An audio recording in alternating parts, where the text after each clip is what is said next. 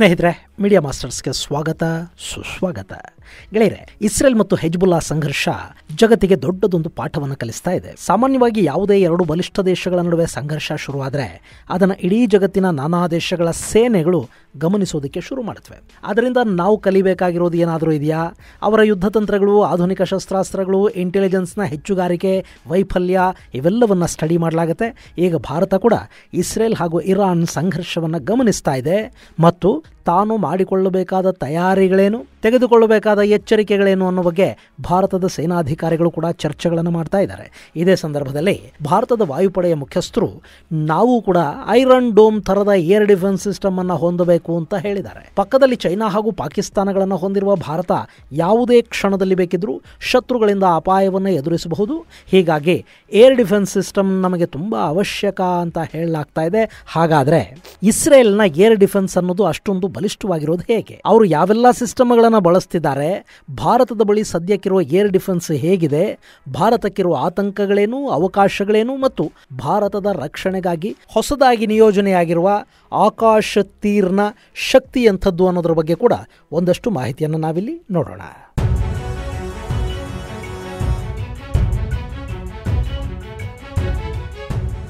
ಗೆಳೆಯರೆ, ಮಧ್ಯಪ್ರಾಚ್ಯದಲ್ಲಿ ನಡೀತಿರೋ ಯುದ್ಧ ಭಾರತಕ್ಕೊಂದು ಎಚ್ಚರಿಕೆಯ ಸಂದೇಶವನ್ನು ಕೊಡ್ತಾ ಇದೆಯಾ? ಇಂಥದ್ದೊಂದು ಅನುಮಾನ ಮಾಡೋದಕ್ಕೆ ಕಾರಣ ಆಗ್ತಾ ಇರೋದು ಇರಾನ್ ಇಸ್ರೇಲ್ ಮೇಲೆ ಪ್ರಯೋಗ ಮಾಡಿದ್ದ 200ಕ್ಕೂ ಹೆಚ್ಚು ಬ್ಯಾಲಿಸ್ಟಿಕ್ ಹಾಗೂ ಕ್ರೂಸ್ ಮಿಸೈಲುಗಳು. ಇಲ್ಲಿ ಇರಾನ್ ಯಮದ್, ಗದರ್, ಫತಾ 2 ಮತ್ತು ಶಹಾಬ್ 3 ಅಂಥ ಮಿಸೈಲ್ಗಳನ್ನು ಇಸ್ರೇಲ್ನ ಮೇಲೆ ಪ್ರಯೋಗ ಮಾಡ್ತು. ಆದರೆ ಆ ಮಿಸೈಲ್ಗಳಿಂದ ಇಸ್ರೇಲ್ಗೆ ಆದ ಹಾನಿ ತುಂಬಾ ಕಡಿಮೆ ಇತ್ತು. ಇರಾನಿನ ಮಿಸೈಲ್ಗಳನ್ನು ಹೌತಿ ಹಾಗೂ ಹೆಜ್ಬುಲ್ಲಾಗಳು ದಿನನಿತ್ಯ ಇಸ್ರೇಲ್ ವಿರುದ್ಧ ಪ್ರಯೋಗಿಸುವ ರಾಕೆಟ್ಗಳನ್ನು ಇಸ್ರೇಲ್ ನಿಭಾಯಿಸ್ತಾ ಇರೋ ರೀತಿಯನ್ನು ಕಂಡು ಜಗತ್ತು ಮೂಗಿನ ಮೇಲೆ ಬೆರಳಿಟ್ಟುಕೊಳ್ತಾ ಇದೆ. ಈ ಹಿಂದೆ ಹಮಾಸ್ ಸಿಡಿಸಿದ್ದ ಸಾವಿರಾರು ರಾಕೆಟ್ಗಳನ್ನು ಇಸ್ರೇಲ್ನ ಐರನ್ ಡೋಮ್ ತಡೆದಿತ್ತು. ಆದರೆ ಅವು ಇರಾನ್ ಪ್ರಯೋಗ ಮಾಡಿದ ಮಿಸೈಲುಗಳಷ್ಟು ಬಲಿಷ್ಠವಾಗಿರಲಿಲ್ಲ. ಆದರೆ ಇರಾನಿನ ಕ್ರೂಸ್ ಹಾಗೂ ಹೈಪರ್ಸಾನಿಕ್ ಮಿಸೈಲ್ಗಳನ್ನು ಕೂಡ ಇಸ್ರೇಲ್ ನಿಯಂತ್ರಿಸಿದೆ. ಅದಕ್ಕಾಗಿ ಇಸ್ರೇಲ್ 4 ರೀತಿಯ ಏರ್ ಡಿಫೆನ್ಸ್ ಸಿಸ್ಟಮ್ಗಳನ್ನು ಬಳಸಿದೆ. ಅದರಲ್ಲಿ ಮೊದಲನೆಯದು ಐರನ್ ಡೋಮ್.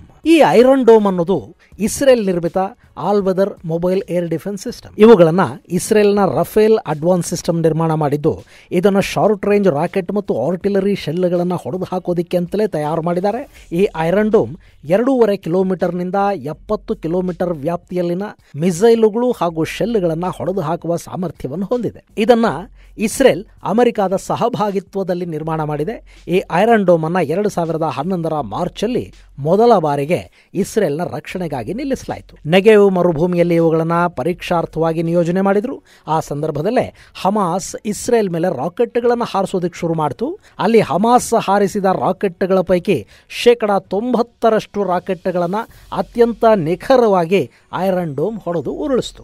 ಆ ಬಳಿಕ ಈ ಐರನ್ ಡೋಮುಗಳನ್ನು ಗಾಜಾ ಗಡಿಯಲ್ಲಿ ಇಸ್ರೇಲ್ ನಿಯೋಜನೆ ಮಾಡಿತು. ಹಾಗೇನೆ ಅವುಗಳನ್ನು ಉತ್ತರ ಇಸ್ರೇಲ್ ಅಲ್ಲಿ ಅಂದ್ರೆ ಲೆಬನಾನ್ ಗಡಿಯಲ್ಲಿ ಕೂಡ ಇರಿಸಲಾಯಿತು. ಗೆಳೆಯರೆ, ಮೊನ್ನೆ ಖೊಮೇನಿ ಮಾತಾಡ್ತಾ ಇದ್ದಾಗ ಹೆಜ್ಬುಲ್ಲಾಗಳು ಹಾಗೂ ಹಮಾಸ್ ಇಸ್ರೇಲ್ ಮೇಲೆ ಸಾಕಷ್ಟು ದಾಳಿಗಳನ್ನು ಮಾಡಿವೆ ಅಂತ ಹೇಳಿದ್ನಲ್ಲ, ಆ ದಾಳಿಗಳೇ ಈ ಐರನ್ ಡೋಮ್ ಅನ್ನೋ ಏರ್ ಡಿಫೆನ್ಸ್ ಸಿಸ್ಟಮ್ ಹುಟ್ಟೋದಕ್ಕೆ ಕಾರಣವಾಗಿತ್ತು. 2000ರಿಂದ 2008ರ ನಡುವೆ ನಡೆದ ದಾಳಿಗಳಲ್ಲಿ ಇಸ್ರೇಲ್ ಸಾಕಷ್ಟು ನಷ್ಟವನ್ನು ಅನುಭವಿಸಿತು. ಹೀಗಾಗಿ ಇಸ್ರೇಲ್ ಹಮಾಸ್ ಮತ್ತು ಹೆಜ್ಬುಲ್ಲಾಗಳ ರಾಕೆಟ್ಗಳನ್ನು, ಶೆಲ್ಗಳನ್ನು ತಡೆಯೋದಕ್ಕಾಗಿ ಈ ಐರನ್ ಡೋಮ್ ಅನ್ನು ನಿರ್ಮಾಣ ಮಾಡಿಕೊಂಡಿದೆ. ಇವತ್ತು ಐರನ್ ಡೋಮ್ ಅನ್ನೋದು ಇಸ್ರೇಲಿನ ಪಾಲಿಗೆ ವರವಾಗಿದೆ ಅಂದರೆ ಅದು ಖಂಡಿತ ತಪ್ಪೇನಾಗೋದಿಲ್ಲ. ಇನ್ನು ಈ ಐರನ್ ಡೋಮ್ಗಳನ್ನು ಸಣ್ಣ ಸಣ್ಣ ರಾಕೆಟ್ಗಳು, ಶೆಲ್ಲುಗಳು ಮತ್ತು ಡ್ರೋನ್ಗಳನ್ನು ಹೊಡೆದು ಹಾಕೋದಕ್ಕೆ ಬಳಸ್ತಾ ಹೋದರೆ ಅದು ಇಸ್ರೇಲ್ನ ಪಾಲಿಗೆ ಕಾಸ್ಟ್ಲಿ ಅಫೇರ್ ಆಗುತ್ತೆ. ಹೀಗಾಗಿ ಇಸ್ರೇಲ್ ಅದಕ್ಕಾಗಿ ಬೇರೆಯದ್ದೇ ಏರ್ ಡಿಫೆನ್ಸ್ ಸಿಸ್ಟಮ್ ಅನ್ನು ಸಿದ್ಧ ಮಾಡಿಕೊಂಡಿದೆ. ಅದರ ಹೆಸರು ಐರನ್ ಬೀಮ್.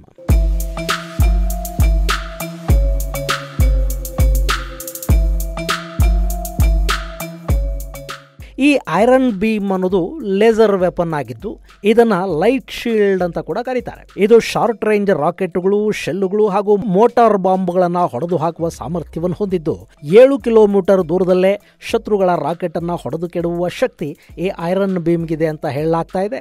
ಇನ್ನು ಡ್ರೋನ್ಗಳನ್ನ ಹಾಗೂ ಅನ್ಮ್ಯಾನ್ಡ್ ಏರ್ ಕ್ರಾಫ್ಟ್ಗಳನ್ನು ಕೂಡ ಈ ಐರನ್ ಬೀಮ್ ನಾಶ ಮಾಡುತ್ತೆ. ಇದನ್ನು ಕೂಡ ಇಸ್ರೇಲ್ನ ರಫೇಲ್ ಅಡ್ವಾನ್ಸ್ ಸಿಸ್ಟಮ್ ಸಿದ್ಧಪಡಿಸಿದೆ. ಬೇರೆ ಡಿಫೆನ್ಸ್ ಸಿಸ್ಟಮ್ಗಳಿಗಿಂತ ಕಡಿಮೆ ಖರ್ಚಲ್ಲಿ ಶತ್ರು ರಾಷ್ಟ್ರ ರಾಷ್ಟ್ರಗಳ ಅನ್ಮ್ಯಾನ್ಡ್ ಏರಿಯಲ್ ವೆಹಿಕಲ್ಗಳನ್ನು ಹೊಡೆದು ಹಾಕೋದಕ್ಕೆ ಇದರಿಂದ ಸಾಧ್ಯ ಆಗುತ್ತೆ. ಇನ್ನು 300 ಕಿಲೋವ್ಯಾಟ್ನಷ್ಟು ಶಕ್ತಿಯನ್ನ ಇದು ಬಿಡುಗಡೆಗೊಳಿಸ್ತಾ ಇದ್ದು ಎಂಥದ್ದೇ ಟಾರ್ಗೆಟ್ ಅನ್ನು ಕೂಡ ಇದು ಹೊಡೆದು ಹಾಕುತ್ತೆ. ಈ ಐರನ್ ಬೀಮ್ ಫೈಬರ್ ಲೇಸರ್ ಅನ್ನ ಬಳಸೋದ್ರಿಂದ ಇದು ಕಾಸ್ಟ್ ಎಫೆಕ್ಟಿವ್ ಕೂಡ ಆಗಿದೆ ಅಂತ ಹೇಳ್ತಾ ಇದ್ದಾರೆ. ಸದ್ಯಕ್ಕೆ ಈ ಏರ್ ಡಿಫೆನ್ಸ್ ಸಿಸ್ಟಮ್ ಅನ್ನು ಕೂಡ ಇಸ್ರೇಲ್ ಆಕ್ಟಿವ್ ಆಗಿ ಇಟ್ಕೊಂಡಿದೆ. ಇನ್ನು ಮೂರನೆಯದು ಡೇವಿಡ್ ಸ್ಲಿಂಗ್. ಇದು ಐರನ್ ಡೋಮ್ ಗಿಂತ ತುಂಬಾ ದೂರದಲ್ಲಿ ಶತ್ರುಗಳ ಮಿಸೈಲ್ಗಳನ್ನ ಗುರುತಿಸುತ್ತೆ. ಇದನ್ನು ಕೂಡ ಇಸ್ರೇಲ್ನ ರಫೇಲ್ ಸಿಸ್ಟಮ್ ಹಾಗೂ ಅಮೆರಿಕ ಮೂಲದ ಆರ್ಟಿಎಕ್ಸ್ ಅನ್ನುವ ಸಂಸ್ಥೆಗಳು ಜಂಟಿಯಾಗಿ ನಿರ್ಮಾಣ ಮಾಡಿವೆ. ಇದು ಮಿಡ್ ರೇಂಜ್ ಸಿಸ್ಟಮ್ ಆಗಿದ್ದು 100ರಿಂದ 200 ಕಿಲೋಮೀಟರ್ ದೂರದಲ್ಲೇ ಬ್ಯಾಲಿಸ್ಟಿಕ್ ಮಿಸೈಲ್ಗಳನ್ನು ಕೂಡ ಹೊಡೆದು ಹಾಕುವ ಸಾಮರ್ಥ್ಯವನ್ನು ಇದು ಹೊಂದಿದೆ. ಇನ್ನು ಇದರ ಅಕ್ಯುರೆಸಿ 92% ಇದೆ ಅಂತ ಹೇಳ್ತಾರೆ. ಇದರಲ್ಲಿ ಸ್ಟನ್ನರ್ ಮಿಸೈಲ್ ಅನ್ನ ಇಡಲಾಗಿದ್ದು ಈ ಏರ್ ಡಿಫೆನ್ಸ್ ಸಿಸ್ಟಮ್ ರಷ್ಯಾದ ಇಸ್ಕಂದರ್ ಹಾಗೂ ಚೈನಾದ DF-15 ಅಂತ ಆಧುನಿಕ ಮಿಸೈಲ್ಗಳನ್ನು ಕೂಡ ಇಂಟರ್ಸೆಪ್ಟ್ ಮಾಡಿ ಅವುಗಳನ್ನು ಕೂಡ ಹೊಡೆದು ಕೆಡವುವ ಸಾಮರ್ಥ್ಯವನ್ನು ಹೊಂದಿದೆ.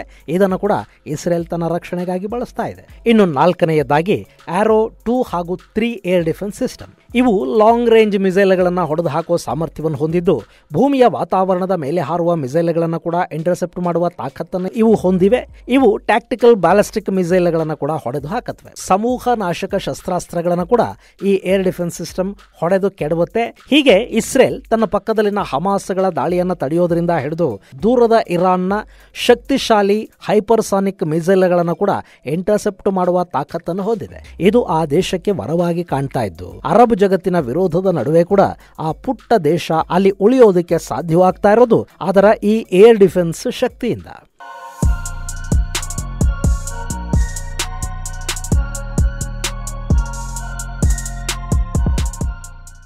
ಗೆಳೆಯರೆ, ಇಲ್ಲಿ ಇಸ್ರೇಲ್ನ ಈ ಏರ್ ಡಿಫೆನ್ಸ್ ಶಕ್ತಿಯನ್ನ ಇಡೀ ಜಗತ್ತಿಗಾಗಲೇ ಕಂಡಿದೆ. ಹಾಗೇನೆ ಯುದ್ಧ ಭೀತಿಯಲ್ಲಿರುವ ಎಲ್ಲ ದೇಶಗಳು ಕೂಡ ಇಸ್ರೇಲ್ನ ಏರ್ ಡಿಫೆನ್ಸ್ನಂಥ ರಕ್ಷಣಾ ವ್ಯವಸ್ಥೆಗಳನ್ನು ನಾವು ಕೂಡ ಮಾಡ್ಕೋಬೇಕು ಅಂತ ಬಯಸ್ತಾ ಇವೆ. ಇಲ್ಲಿ ಭಾರತ ಕೂಡ ಈ ವಿಷಯದಲ್ಲಿ ಇದೇ ರೀತಿ ಯೋಚನೆ ಮಾಡ್ತಾ ಇದ್ದು ಪಾಕ್ ಹಾಗೂ ಚೈನಾಗಳ ಥ್ರೆಟ್ಗೆ ಉತ್ತರ ಕೊಡಬೇಕು ಅಂದರೆ ಐರನ್ ಡೋಮ್ನಂಥ ರಕ್ಷಣಾ ವ್ಯವಸ್ಥೆಯನ್ನ ನಾವು ಕೂಡ ಮಾಡ್ಕೋಬೇಕು ಅಂತ ವಾಯುಪಡೆಯ ಮುಖ್ಯಸ್ಥ AP ಸಿಂಗ್ ಹೇಳಿದ್ದಾರೆ. ಇಲ್ಲಿ ಭಾರತ ಚೈನಾಗಿಂತ ಏರ್ಕ್ರಾಫ್ಟ್ ಮ್ಯಾನುಫ್ಯಾಕ್ಚರಿಂಗ್ ಅಲ್ಲಿ ಹಿಂದುಳಿದಿದೆ. ಹೀಗಾಗಿ ನಾವು ಆದಷ್ಟು ಬೇಗ ನಮ್ಮ ಏರ್ ಡಿಫೆನ್ಸ್ ಸಿಸ್ಟಮ್ ಅನ್ನ ಅತ್ಯಂತ ಬಲಿಷ್ಠಗೊಳಿಸ್ಕೋಬೇಕು ಅಂತ ಅವರು ಹೇಳ್ತಾ ಇದ್ದಾರೆ. ಹಾಗೆ ನೋಡಿದ್ರೆ ನಮಗೆ ಪಾಕಿಸ್ತಾನ ಅನ್ನೋದು ಯಾವತ್ತೂ ಕೂಡ ಮಿಸೈಲ್ ವಿಷಯದಲ್ಲಿ ಕಾಂಪಿಟೇಟರೋ ಥ್ರೆಟ್ಟೋ ಅಲ್ವೇ ಅಲ್ಲ. ಅವರು ಭಾರತದ ವಿರುದ್ಧ ಯುದ್ಧ ವಿಮಾನಗಳನ್ನು ಬಳಸಬೇಕು, ಡ್ರೋನ್ಗಳನ್ನು ಹಾಗೂ ಶೆಲ್ಗಳನ್ನಷ್ಟೇ ಅವರು ಬಳಸೋದಕ್ಕೆ ಸಾಧ್ಯ ಆಗುತ್ತೆ. ಯಾಕೆಂದ್ರೆ ಪಾಕಿಸ್ತಾನದ ಮಿಸೈಲ್ ಶಕ್ತಿ ತುಂಬಾನೇ ವೀಕ್ ಆಗಿದೆ. ಅವರಲ್ಲಿ ಹಾರಿಸೋ ಮಿಸೈಲ್ಗಳು ಪಾಕಿಸ್ತಾನದ ಗಡಿ ದಾಟೋದು ಕೂಡ ಕಷ್ಟನೇ. ಆದರೆ ಅವರ ಬಳಿ ಡ್ರೋನ್ಗಳಿವೆ.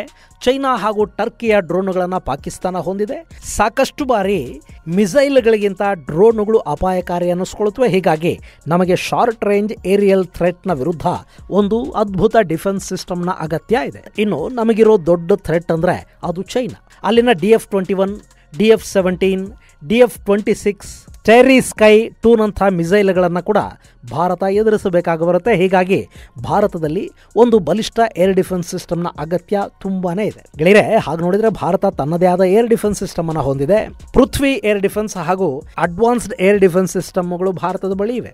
ಈ ಸಿಸ್ಟಮ್ಗಳು ಬ್ಯಾಲಿಸ್ಟಿಕ್ ಮಿಸೈಲ್ಗಳನ್ನು ಕೂಡ ಇಂಟರ್ಸೆಪ್ಟ್ ಮಾಡಿ ಅವುಗಳನ್ನು ಕೂಡ ಹೊಡೆದು ಹಾಕತ್ವೆ. ಅದರಲ್ಲೂ ಪೃಥ್ವಿ ಏರ್ ಡಿಫೆನ್ಸ್ ಅನ್ನೋದು ಎಕ್ಸೋ ಅಟ್ಮಾಸ್ಫಿಯರ್ನಲ್ಲಿನ ಮಿಸೈಲ್ಗಳನ್ನು ಕೂಡ ಗುರುತಿಸುವ ಸಾಮರ್ಥ್ಯವನ್ನು ಹೊಂದಿದ್ದು ಇದು ಇಸ್ರೇಲ್ನಲ್ಲಿರುವ ಆರೋ 3 ಇದೆಯಲ್ಲ ಅದಕ್ಕೆ ಸರಿಸಮಾನ ಅಂತ ಹೇಳಲಾಗ್ತಾ ಇದೆ. ಇದರ ಜೊತೆಗೆ ನಮ್ಮಲ್ಲಿ ಆಕಾಶ್ ಮಿಸೈಲ್ ಸಿಸ್ಟಮ್ ಅನ್ನು ಕೂಡ ಶತ್ರುಗಳ ವಿರುದ್ಧ ಬಳಸೋದಕ್ಕೆ ಸಾಧ್ಯ ಆಗುತ್ತೆ.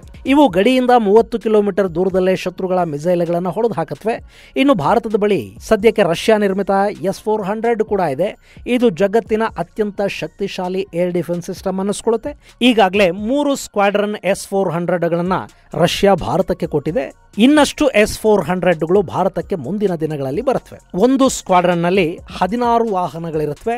ಈ 16 ವೆಹಿಕಲ್ಗಳಲ್ಲಿ ಒಟ್ಟು 64 ಮಿಸೈಲ್ಗಳನ್ನು ಅಳವಡಿಸೋದಕ್ಕೆ ಸಾಧ್ಯ ಆಗುತ್ತೆ. ಅಂದರೆ 3 ಸ್ಕ್ವಾಡ್ರನ್ಗಳಲ್ಲಿ 192 ಮಿಸೈಲ್ಗಳಿರುತ್ತವೆ. ಇದರ ಜೊತೆಗೆ ಭಾರತಕ್ಕೆ S-500ಗಳನ್ನು ಕೂಡ ರಷ್ಯಾ ಆಫರ್ ಮಾಡ್ತಾ ಇದೆ. ಈ ಆಫರನ್ನು ರಷ್ಯಾ ಚೈನಾಗೆ ಕೊಟ್ಟಿಲ್ಲ ಅನ್ನೋದು ಕೂಡ ಇಲ್ಲಿ ಗಮನಿಸಬೇಕಾದ ಅಂಶ.